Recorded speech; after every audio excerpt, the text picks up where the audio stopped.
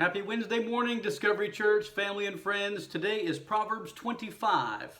These are more Proverbs of Solomon, copied by the men of Hezekiah, king of Judah.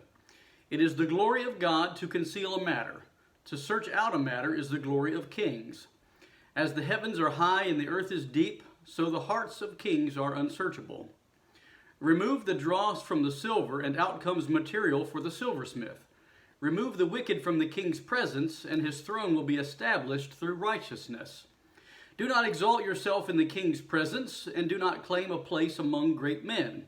It is better for him to say to you, "Come up here," than for him to humiliate you before a nobleman. What you have seen with your eyes, do not bring hastily to court, for what will you do in the end if your neighbor puts you to shame? If you argue your case with a neighbor, do not betray another man's confidence, or he who hears it may shame you, and you will never lose your bad reputation. A word aptly spoken is like apples of gold in settings of silver. Like an earring of gold or an ornament of fine gold is a wise man's rebuke to a listening ear. Like the coolness of snow at harvest time is a trustworthy messenger to those who send him. He refreshes the spirit of his masters. Like clouds and wind without rain is a man who boasts of gifts he does not give. Through patience a ruler can be persuaded, and a gentle tongue can break a bone. If you find honey, eat just enough. Too much of it, and you will vomit. Seldom set foot in your neighbor's house. Too much of you, and he will hate you. Like a club or a sword or a sharp arrow is the man who gives false testimony against his neighbor. Like a bad tooth or a lame foot is reliance on the unfaithful in times of trouble.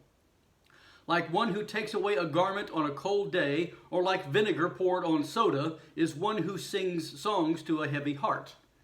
If your enemy is hungry, give him food to eat. If he is thirsty, give him water to drink. In doing this, you will heap burning coals on his head, and the Lord will reward you. As a north wind brings rain, so a sly tongue brings angry looks. Better to live on a corner of the roof than share a house with a quarrelsome wife. Like cold water to a weary soul is good news from a distant land. Like a muddied spring or a polluted well is a righteous man who gives way to the wicked. It is not good to eat too much honey, nor is it honorable to seek one's own honor. Like a city whose walls are broken down is a man who lacks self-control. Let's take a quick look at verse 4. Remove the dross from the silver, and out comes material for the silversmith.